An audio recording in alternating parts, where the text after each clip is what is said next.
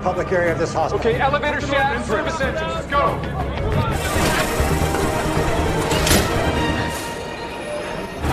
Stop!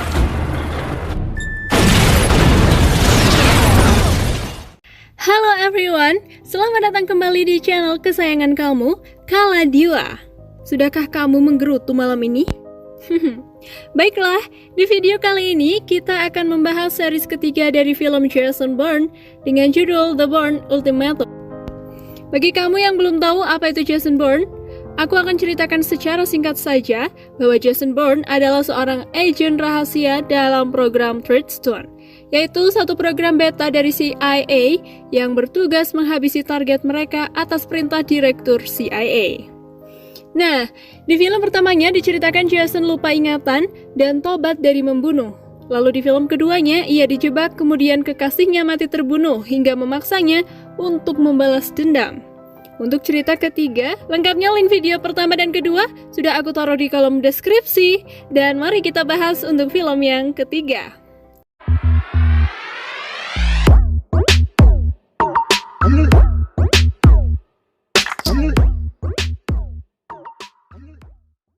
Di film ketiga ini berlatar waktu sesaat setelah ia pergi mengunjungi rumah anak korbannya di akhir film kedua, di mana Jason kembali diburu oleh polisi di sana.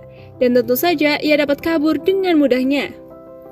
Di waktu yang sama di kantor CIA, Pamela sedang mengadakan rapat tentang nasib Jason selanjutnya. Namun, entah mengapa, Ezra Kramer yang merupakan atasan Pamela yang sekaligus sebagai direktur CIA itu bersikeras untuk terus memburu Jason dan ingin membunuhnya. Dengan alasan Jason berbahaya bagi keamanan internasional. Tempat berpindah di suatu kafe, di mana seorang wartawan bernama Rose sedang menjumpai seorang pria misterius dan menanyakan kepadanya tentang kasus-kasus yang berkaitan dengan Jason. Sesudah mendapatkan informasi, wartawan The Guardian Rose itu pun langsung menelpon atasan di tempatnya bekerja dan mengatakan bahwa ia mendapatkan info terbaru tentang keterkaitan Jason dengan program beta milik CIA lainnya bernama Blackbriar. Namun saat menelpon, ia mengatakan kata Blackbriar, maka hal itu segera terlacak oleh CIA yang langsung bertindak untuk memata-matai Rose. Ini menurutku mirip di dunia nyata sih, di mana data pribadi maupun aktivitas kita dapat dengan mudah dilacak oleh siapa saja yang berkepentingan. Serem juga ya zaman sekarang. Oke, kembali kepada Jason di sebuah kereta yang sedang membaca koran The Guardian newspaper. Dan tidak sengaja menemukan sebuah artikel yang menuliskan tentangnya yang ditulis oleh Rose. Jason yang memang sedang berusaha mencari jati dirinya pun bergegas menelpon Rose dan memintanya untuk datang menemui Jason di stasiun kereta. Mengetahui targetnya menerima telepon dari seseorang, Noah Fuson yang merupakan salah satu bawahan Ezra Kramer, direktur CIA itu pun memerintahkan anak buahnya untuk mengikuti Rose. Mengetahui Rose diikuti, Jason pun segera menaruh sebuah telepon di saku jas Rose dan berbicara dengannya dari telepon itu. Jason pun mengarahkan Rose untuk pergi menghindari kejaran orang-orang yang mengikutinya. Nah, setelah dapat bertemu Rose, Jason langsung mencecar pertanyaan siapakah sumber informasi dari berita yang bertuliskan di koran Guardian itu. Namun, atas kode jurnalistik yang dipujanya itu, wartawan Rose tetap bersikeras tidak akan memberitahu Jason dan hanya memberitahu Jason tentang program Blackbriar, yaitu sebuah program lanjutan dari program Treadstone yang telah ditutup pada film pertama itu. Mengetahui CIA semakin dekat dengan lokasi di mana mereka berdiskusi, Jason pun mencoba mengalihkan mereka dengan berpisah sementara dengan Rose. Sembari terus mengarahkan Rose melalui telepon agar wajahnya tidak terunduh CCTV. Namun karena kecerobohan Rose, dengan terpaksa Jason Bourne harus menghajar orang-orang CIA itu di sebuah lorong. Dan karena hal inilah Jason akhirnya terekam oleh kamera CCTV di sana. Melihat muka Jason, Noah Fuson langsung memerintahkan eksekutor terbaiknya untuk memburu dan membunuh mereka berdua. Jason yang sedang bersembunyi bersama Rose pun merasa ada yang aneh. Saat ia menyadari para cecunguk CIA sudah tidak lagi mengejarnya, Jason pun meminta Rose untuk menunggu di dalam sementara ia memeriksa keadaan sekitar di luar. Namun, si ceroboh Rose kembali berulah dengan memutuskan sendiri untuk kabur sendiri keluar. Dan di saat itulah kepala Rose langsung berantakan akibat terobosan misil sniper dari eksekutor seruan Noah Fuson. Melihat Rose yang sudah mati, Jason pun bergegas mengambil catatan di saku jas Rose dan langsung pergi berusaha mengejar orang yang menembak Rose. Namun kali ini Jason kalah cepat dan si eksekutor tersebut sudah terlebih dahulu pergi menaiki kereta. Di lain tempat, setelah kejadian penembakan wartawan Rose itu pun, CIA melalui Direktur Kramer menyuruh Pamela untuk turut membantu Noah Fusen dalam operasi penangkapan Jason Bourne. Dari penyelidikan yang dilakukan, tim gabungan Noah dan Pamela itu, mereka menemukan bahwa pria misterius yang memberi informasi untuk Rose adalah si Daniel, seorang kepala cabang CIA yang bermarkas di Madrid, Spanyol.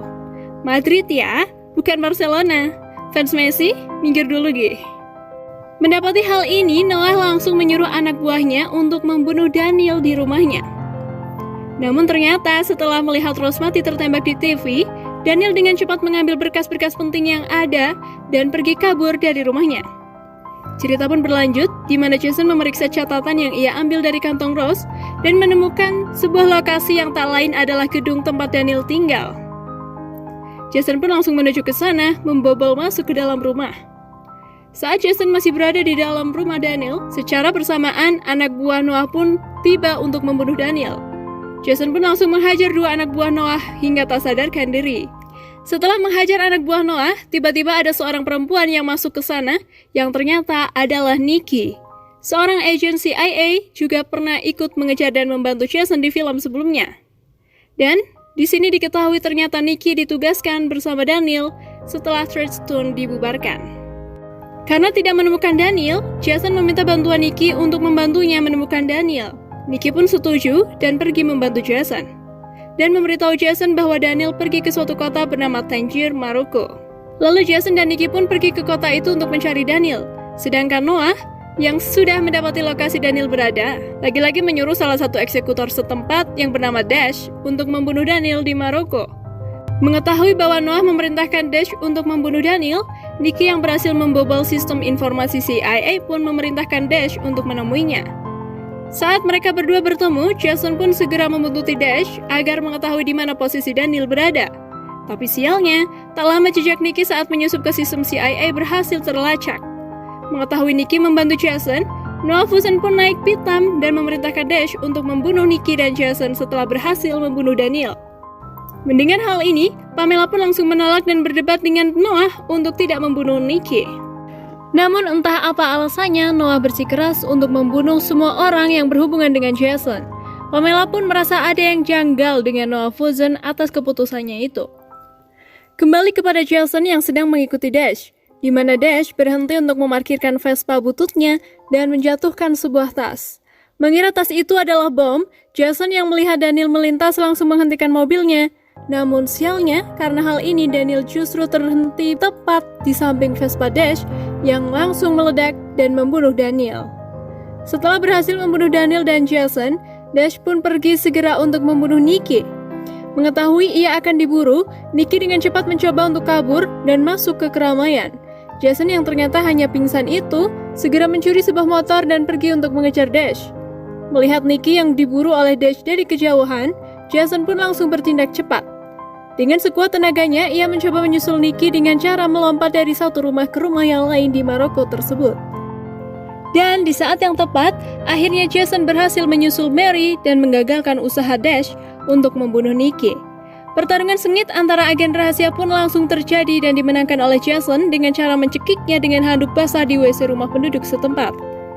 Setelah kejadian itu, Jason pun menyuruh Nikki untuk pergi dan berpisah darinya agar tidak bernasib sama dengan Mary kekasihnya di film seri kedua sebelumnya.